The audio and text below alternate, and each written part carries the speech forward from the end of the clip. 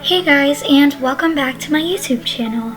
In this video, I'm going to be showing you guys how to draw this cute little puppy with colored pencils. So I know it's been a hot minute since I posted a video, but I'm back with you guys, and yeah, let's get started. Before we get into the main part of the video, don't forget to smash that like button, maybe subscribe and press that notification bell. It would really mean a lot to me if you guys feel like doing that. If you guys also want some more additional art-related content, you can check out my TikTok account, which is called My World on a Canvas, and will be linked in the description box. I also post a lot of art-related stuff on there, and more behind-the-scenes content.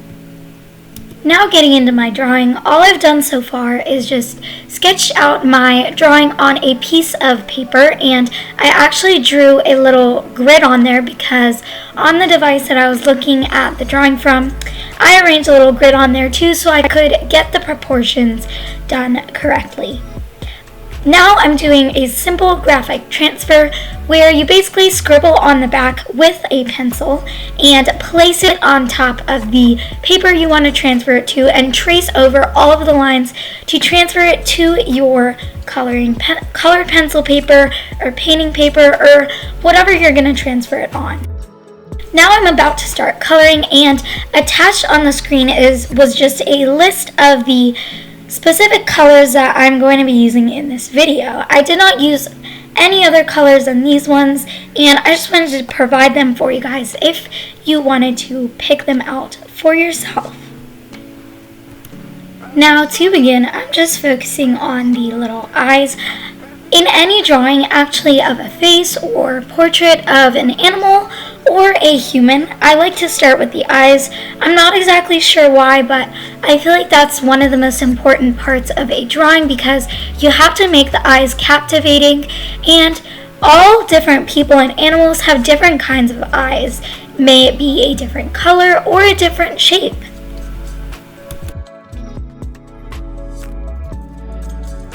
Also, the number of highlights and the depth of the highlights is different and unique and important because whatever you're drawing, it can help determine the actual age of the thing you're drawing. I'm also continuing on into the fur, and with all honesty, the fur is a bit more challenging, especially than doing human hair if you guys have ever drawn that. This is because on a dog or even a cat or most furry animals, the hair goes so many different directions. You can't just keep scribbling down in one direction for the face, or else the drawing will look extremely flat. You want it to go different directions, different kind of messy hairs, and I guess furs in this case, but I don't know if furs is actually a word. But you guys get what I mean. You basically want to be very conscious of how your pencil strokes are and in what fashion you are moving your hand and making the fur go. As you guys probably noticed, I also went ahead and finished up the nose. Something actually happened to the footage of when I drew the nose. So if you guys do want like a full-fledged tutorial on how to draw a dog nose, then let me know. I finished up the fur on the muzzle, which was actually pretty simple because it just went outward from the nose. I think that was probably the easiest section to do for me, other than the paws, which you guys will see me do later. Now I'm starting to move into the right side of the face and filling in the fur. I actually did the right eye a little bit after I did the left one because I wanted to make sure they were even before I went in and did the fur. I actually do recommend doing both eyes at the beginning because you want to make sure they look like a pair.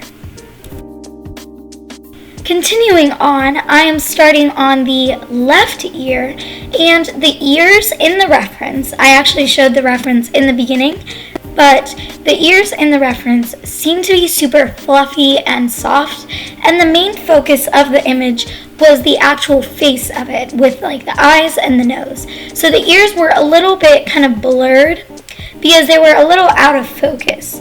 So the ears just seem super fluffy and furry and stuff like that. So I honestly didn't focus too much into detail in the ears.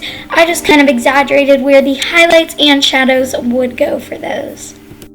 I also actually get a lot of questions about blending and how you can get such a smooth and clean finish.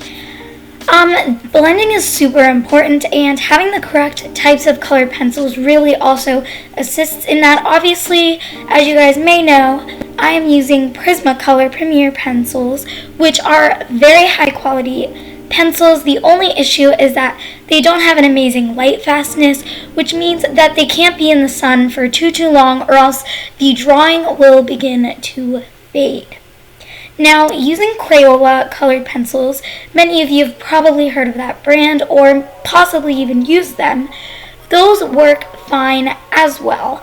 I can't say that they are too horrible, but if I had done this drawing in Crayola pencils, it definitely would have taken me double the amount of time. Going back to the concept of blending, you want to make sure you're blending in the same direction that the fur is going and kind of blending together the highlights and shadows so it looks nice and smooth and realistic. I recommend using a lighter color to blend, or even a blending stump. I did not use a blending stump at all in the duration of this video, but you guys can definitely go ahead and use that. So I went ahead and finished up the chest, and I'm finishing up the paws. And when I'm done with the paws, that's basically it for the video. I'm pretty much done, and thank you guys so much for watching. Don't forget to like, subscribe, and click that bell. Bye guys, love you!